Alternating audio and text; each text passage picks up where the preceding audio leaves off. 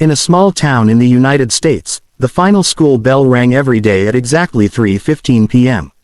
For most students, it meant freedom, laughter, weekend plans, and easy walks home. But for Emily and Rosa, that sound marked the beginning of the most stressful part of their day. They were both middle school students, quiet and hardworking, known by teachers as polite and responsible. What no teacher seemed to notice was what happened after school, beyond the gates. Their walk home took about 15 minutes, along a cracked sidewalk that ran past an empty lot and a row of old stores. It was there, almost like clockwork, that a group of older kids waited. The bullies were loud, careless, and cruel. They never touched the girls, but their words were sharp enough to hurt. They mocked their clothes, their accents, their backpacks, anything they could find to feel powerful. Emily tried to keep her head down, while Rosa squeezed her hand, pretending not to hear. Ignoring them was the advice everyone gave, but it never made the fear go away. Each day, the girls promised themselves it would be different. Each day, it wasn't. Their laughter faded, replaced by silence and quick footsteps. Emily stopped raising her hand in class. Rosa began asking her mom if she could be picked up, even though she knew it wasn't always possible. They didn't want trouble. They just wanted to feel safe. One afternoon felt worse than usual. The sky was cloudy, the street nearly empty. As the girls approached the familiar spot, their stomachs tightened. The bullies stepped out, blocking the sidewalk, laughing louder than before. One of them kicked a small stone toward Emily's shoes. Another leaned in too close, sneering. The girls froze, unsure what to do. Their hearts raced as they searched the street for help, but there was no one. Then, suddenly, the air filled with a deep, rumbling sound. At first, it was distant, like thunder. The bullies paused, confused. The sound grew louder, stronger, echoing off the buildings. Emily looked toward the corner and saw something unexpected: motorcycles. Not one or two, but several, turning onto the street together. The bikes slowed as they approached, engines humming with controlled power. The riders wore leather jackets and helmets, their presence impossible to ignore. The bullies stepped back slightly, their confidence wavering. The girls felt a strange mix of fear and relief. They didn't know who these people were, but something told them the situation had just changed. The motorcycles stopped a short distance away. For a moment, everything was quiet except for the ticking of cooling engines. The bikers looked from the bullies to the girls, clearly understanding what was happening.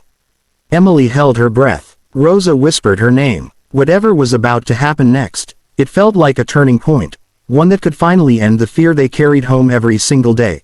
The silence after the motorcycles stopped felt heavy, almost unreal. Emily and Rosa stood frozen, unsure whether to run or stay. The bullies, who only moments ago had been laughing loudly, suddenly looked uncomfortable. They shifted their weight, avoiding eye contact, trying to act like nothing was wrong. But the bikers didn't move right away. They simply watched, calm and alert, as if giving the bullies one last chance to make the right choice. One of the bikers removed his helmet and stepped forward. He was tall, with a steady voice that carried without being loud. "Is there a problem here?"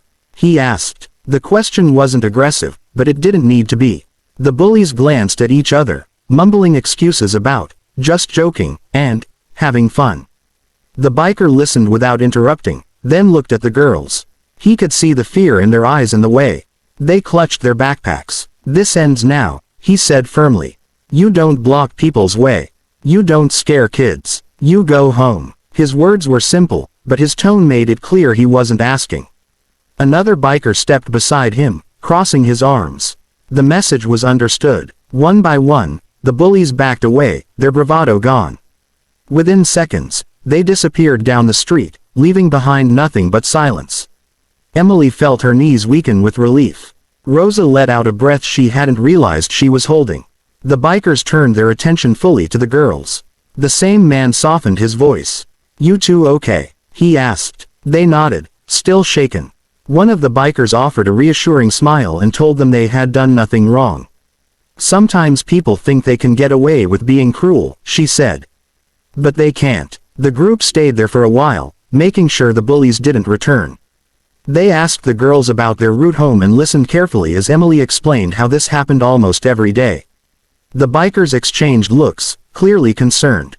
They told the girls that if something like this ever happened again, it was important to tell adults and school staff. "You deserve to feel safe," one of them said. Before leaving, the bikers offered to escort the girls part of the way home. Riding slowly beside them, they made sure Emily and Rosa reached a busier street where neighbors were outside. Only then did they start their engines again. One biker gave a small wave before they rode off, the sound of the motorcycles fading into the distance. The next day, the walk home felt different. The same street, the same sidewalk, but no bullies. Days passed, and they never came back. Emily started smiling again in class. Rosa walked with her head held higher. The fear that once followed them home was gone. They never forgot the bikers, not because of their motorcycles, but because of what they stood for. Calm courage, quiet protection, and the reminder that sometimes, when you feel invisible and afraid, someone notices, and chooses to do the right thing. Weeks passed, and life slowly returned to normal for Emily and Rosa, but it was a better normal than before. The walk home after school no longer felt like a test of courage. The empty lot didn't seem so threatening, and the cracked sidewalk felt familiar instead of frightening. They still stayed alert, but the constant knot of fear in their stomachs was gone.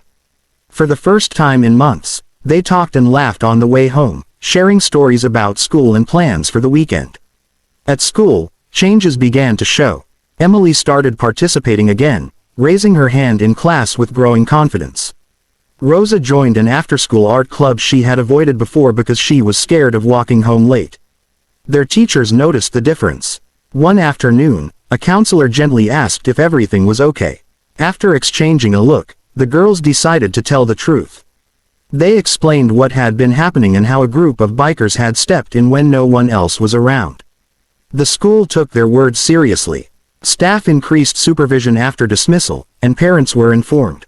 It felt empowering for the girls to know that their voices mattered.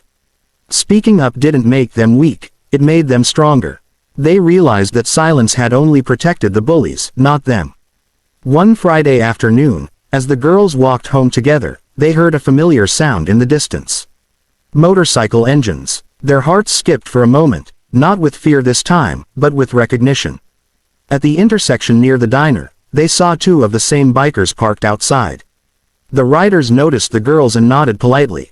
One of them smiled and raised a hand in greeting. The girls smiled back, a quiet moment of understanding passing between them. They didn't stop or interfere. They didn't need to. Their presence alone reminded Emily and Rosa that they weren't alone in the world, even when things felt unfair.